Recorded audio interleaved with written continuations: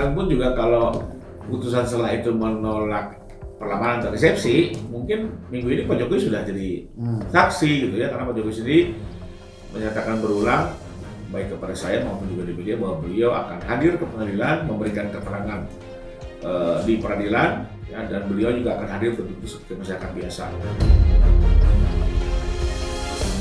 Prinsipnya kita siap, mau diterima, mau tidak diterima, bahkan teman-teman itu disiapnya malah nggak diterima. Sudahlah, nggak perlu menyampaikan pendapat-pendapat yang menyesatkan masyarakat. Kita ini penegak hukum punya misi yang lebih besar, yang artinya kita berikan edukasi hukum pada masyarakat sebagai mestinya. Kita bukan bicara menang kalah benar salah, tapi bagaimana prosedur yang benar biar menjadi edukasi.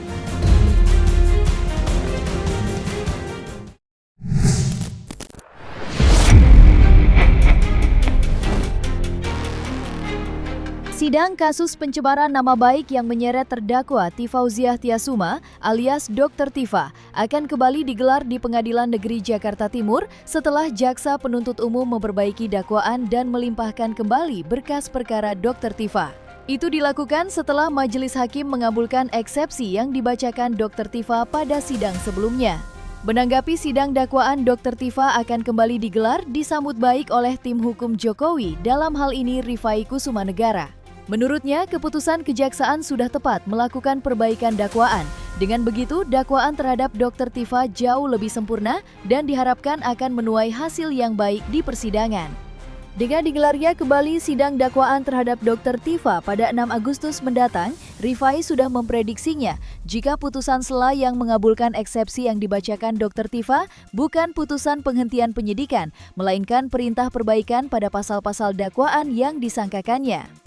Dengan digelarnya kembali sidang pada 6 Agustus mendatang, jelas ini merupakan kabar buruk bagi Dr. Tifa yang baru saja merayakan pesta kemenangannya. Ini kan sesuai dengan kajian hukum saya bahwa putusan pra peradilan ini, putusan eksepsi ini ya, putusan perlawanan ini memang pada intinya menyebabkan dakwaan yang pertama dibatalkan hukum, tapi konsekuensinya ada dua pilihan. Pertama, kalau jaksa keberatan dengan substansi putusan sela, maka dia bisa mengajukan perlawanan atau banding ke pengadilan tinggi. Tapi kalau dia sepakat dengan beberapa kekeliruannya, maka dia bisa melakukan langkah perbaikan sesuai pasal 75. Jadi ini ada dua pilihan. Waktu itu juga saya sampaikan dengan melihat pertimbangan dari putusan sela, termasuk juga harapan dari korban. Sebenarnya kita mengharapkannya sudahlah diperbaiki saja. Kenapa? Namanya dakwaan semakin diperbaiki kan semakin sempurna. Bagus-bagus saja. Semakin sempurna itu dakwaan, semakin baik keputusan pokok perkara ya. Sementara dari awal saya meyakini sesuai dengan asas lex offerio sebenarnya memang harus memilih ya. Jadi lebih kurang ini, pada saat sebuah perkara berjalan ternyata terjadi perubahan ke KUHP, maka ya seluruh penegak hukum harus memilih mana ketentuan yang paling meringankan, sifatnya meringankan di antara dua undang-undang KUHP lama dan baru ini. Nah, jadi nggak bisa kalau pilihannya yang meringankan berarti pilih salah satu dong. Nggak bisa mencantumkan keduanya. Kemarin itu kan dicantumkan keduanya, itu membuat akhirnya ambigu. Apalagi dakwaan ini kan menjadi dasar pemeriksaan perkara, sehingga wajar saja kalau memang diminta untuk memilih salah satu, dan itu kan simpel, tinggal tentukan mana yang meringankan, dirubah.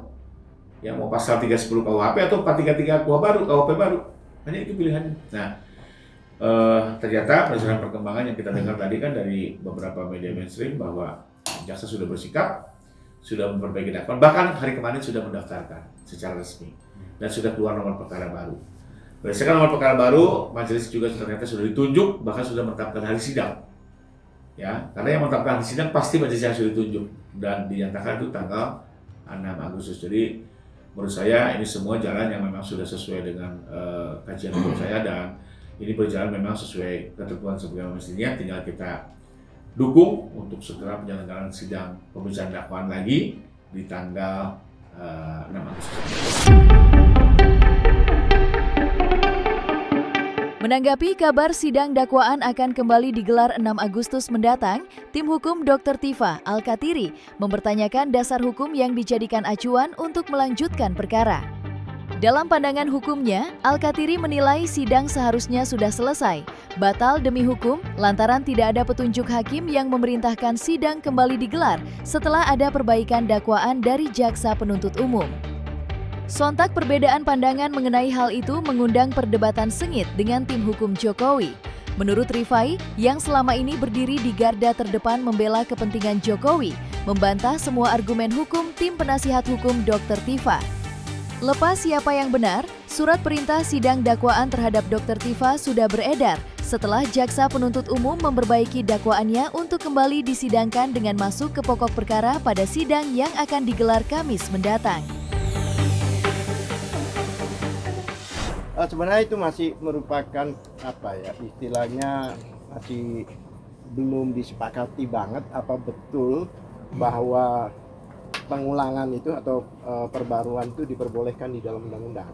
Kemarin juga dibahas di TV One ya, karena memang ada pasal 206 kalau memang mau dilawan kita, maksudnya dengan perlawanan dari jaksa ya kan, dari perlawanan kita, tanggapan dari perlawanan kita ya, itu jalurnya adalah banding. Jadi mereka harus banding, jadi bukan memperbaiki, karena itu kan harus ada batas waktu, ada kepastian hukum. Nah, mereka mendasarkan pada pasal 75 ya, kemarin hakim menyatakan 75 itu dikatakan hakim menyebutkan di dalam putusannya memang disebut 75, yang disebut ayat 1, kemudian ayat 2, ayat 3 terus loncat gitu. Jadi ayat 4 yang dimaksud bisa mengulangi dan sebagainya itu tidak disebut. Padahal pengulangan di pasal 75 itu atas arahan hakim di dalam putusan itu seharusnya. Selama hakim tidak mengarahkan itu nggak bisa. Karena itu tidak otomatis mengikuti undang-undang. Kenapa hakim meloncati pasal 4 itu di 75 KUHP ya, ayat 4 itu diloncati, karena ayat 4 itulah yang merupakan memperbolehkan pengulangan. Dan pengulangan itu atas keinginan hakim. Jadi bukan undang-undang. Tapi kalau pasal 206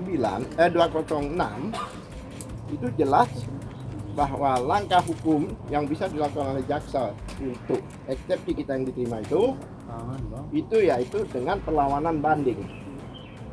Karena itu ada masa 14 hari.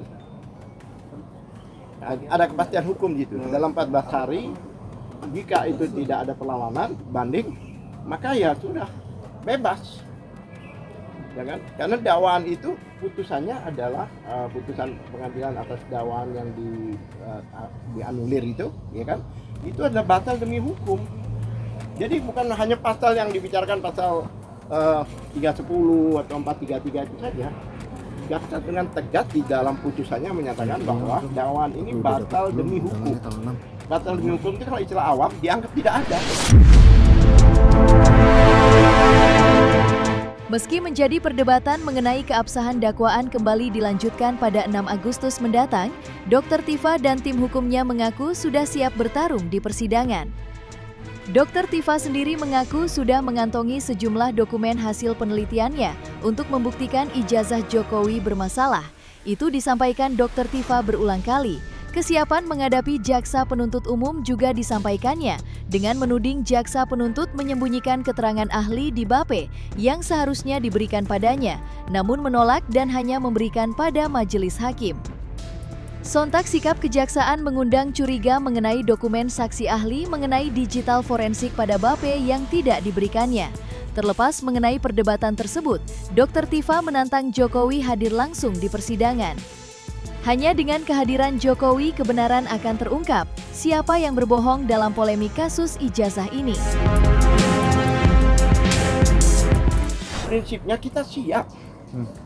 Mau diterima, mau tidak diterima, bahkan teman-teman itu disiapnya malah nggak diterima. Kenapa kami amputasi di situ, ya kan? Karena pasal-pasal yang dikenakan dan sebagainya, dan bukti-bukti link-link yang ada di situ, itu bahkan tidak masalah ijazah. Itu masalah ujaran kebencian, kemudian ada masalah fitnah dan sebagainya, ada omongan kekuburan apa kayak gitu-gitulah. Artinya nampaknya ada satu skenario yang mirip-mirip perkara Bambang Tri dan Gus Nur. Masalah ijazah tapi dibelokin ke putusannya adalah ujaran kebencian. Karena para lawyer-lawyer di tim kami itu cerdas semua. Karena kita membaca itu akan diarahkan ke sana, maka kita lawan. Ya kalau Pak Jokowi kan sesuai komitmen. Bahkan kemarin pun juga kalau putusan setelah itu menolak perlamaran atau resepsi, mungkin minggu ini Pak Jokowi sudah jadi saksi gitu ya, karena Pak Jokowi sendiri menyatakan berulang baik kepada saya maupun juga di media bahwa beliau akan hadir ke pengadilan memberikan keterangan di peradilan ya, dan beliau juga akan hadir betul-betul seperti masyarakat biasa ya. Bahkan beliau ingin menggunakan momentum ini untuk mengklarifikasi semua yang dia alami, yang dia ketahui, karena disinilah kesempatan beliau untuk menjelaskan, termasuk menunjukkan seluruh ijazah yang mungkin ada beberapa masyarakat yang menginginkan juga itu ditunjukkan. Pak Jokowi akan melakukannya tapi di forum pengadilan, karena ini kan forum yang tepat dan terhormat ya. Jadi artinya gini, saya semangat Mau nggak mau itu Ya. untuk Jokowinya, bukan untuk Ya, kita. Kita gini. mau. Pak Jokowi mau Ya, enggak? statement saya adalah ada yang semangat, ada yang khawatir. Yang jelas yang semangat adalah saya, yang khawatir ya pihak lawan. Ya kalau itu kan hanya sekedar asumsi-asumsi, dugaan-dugaan ya, dan lebih kepada suzon juga gitu ya. Kalau soal datang nggak datang, kita sudah berulang-ulang menyampaikan, mau apa lagi? Berarti apa? Ya waktu yang menjawab. Pak Jokowi datang atau tidak pada saatnya gitu. Jadi kembali lagi kalau hanya sekedar berasumsi, kalau saya sih nggak mau terlalu banyak ngomong. Karena apa? Kalau omongan kita tidak terbukti, lalu apa tahu jawabannya? Kalau hanya sekedar berlempar-lempar isu lalu ternyata tidak terbukti gitu kan. Jadi ya kita harus berhati-hatilah, artinya kalau nggak ada dasarnya apa juga gitu menuduh orang tidak akan hadir. Tapi untuk menjawab itu semua saya tidak mau terjebak.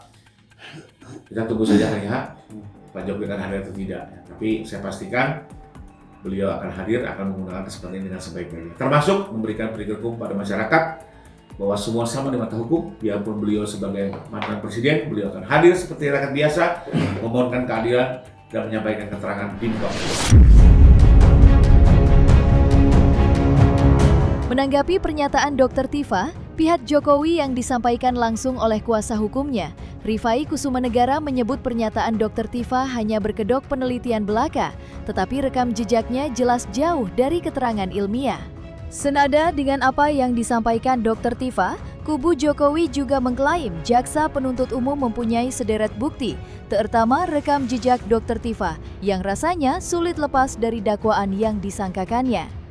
Berbakal itulah tim hukum Jokowi optimis pada jalannya sidang yang akan kembali dimulai pada awal Agustus mendatang.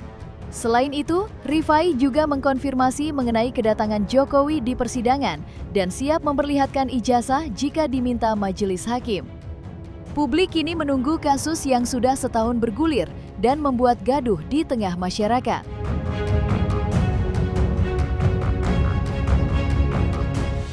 Yang disampaikan tadi bahwa seolah-olah saya kriminalisasi, saya peneliti. Sejak awal berulang-ulang saya bilang, ya dari alat bukti yang kami kumpulkan, yaitu rekaman sosial media Januari sampai April, ya, bahkan ada beberapa setelahnya, itu dari 28 objek bertambah jadi 31. Itu jelas Pak Roy CS termasuk Bu Tifa ya, menuduh Pak Jokowi menggunakan jasa palsu, ya, bahkan dinyatakan itu punya domator dengan segala macam argumentasinya ya. Dan tidak ada mereka sedang menyatakan melakukan penelitian. Jadi kalau buat kami, penelitian itu hanya sekedar alibi pembelaan, tidak sesuai faktanya. Karena kalau butuh penelitian sebenarnya di antara rekaman sosial media itu udah jelas. Kami sedang melakukan penelitian, didukung lembaga apa, dengan sistem tujuan penelitian kami ini, maka lebih kurang hasilnya apa. Itu jelas kalau penelitian seperti itu. Kita semua kan juga pernah kuliah, kita akademisi juga gitu ya. Nggak ujuk-ujuk penelitian tuh tiap hari di media, palsu, bukunya baru dibuat Agustus. Terbalik gitu ya, harusnya kan orang penelitian dulu, ya baru ada kesimpulan sementara, diuji lagi baru keputusan akhir. Ini enggak. Jadi kembali lagi kami meyakini bahwa tidak benar mereka melakukan ini dalam rangka penelitian. Memang mereka tujuan utamanya adalah merusak nama baik Pak Jokowi. Dan setelah kami laporkan, baru mereka menggunakan alibi pembelaan soal mereka sedang penelitian. Tapi saya meyakini penyidik, jaksa termasuk hakim juga tidak semudah itu bisa termakan dengan isu pembelaan tersebut, karena semua ini kan harus dibuktikan. Ya penelitian itu bukan hanya sekedar saya sedang melakukan penelitian, ada sejumlah persyaratan, dokumentasi dan segala macam, dan saya pikir mereka tidak. Salah satu parameter mudah kok teriak-teriak dari bulan Januari, bukunya baru muncul Agustus, dan kalau di dalamnya bukunya pun jauh dari model penelitian. Nanti adalah pakar-pakar kami yang sudah didengar oleh penyidik di penyidikan nanti akan turun ke sidang, ya. akan menjelaskan apakah yang mereka akan lakukan penelitian atau bukan. Nanti kita selesai di persidangan. Saya nggak mau mendahului, ya. Biarkan para ahli yang kompeten akan menjelaskan di persidangan.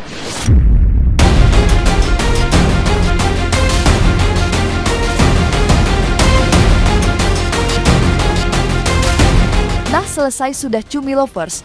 Saksikan terus Cumi Kem Indep, kabar lengkap, mendalam, dan akurat dari narasumber terpercaya. Dan jangan lupa untuk like, subscribe, dan juga share channel YouTube Cumi Cumi.